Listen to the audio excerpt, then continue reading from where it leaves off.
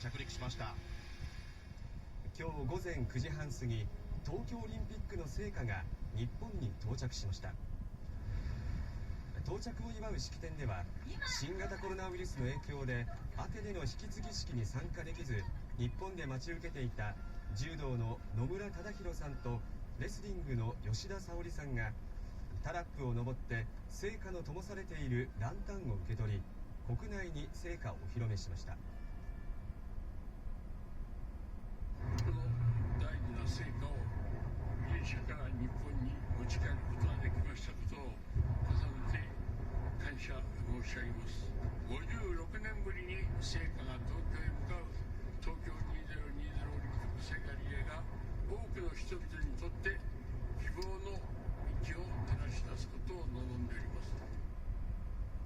点火ください。そして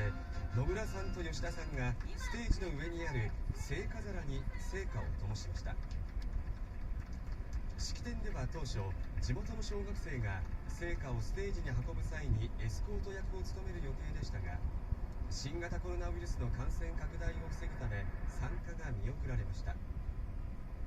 聖火は今日から東日本大震災の被災地の東北3県に復興の日として展示され、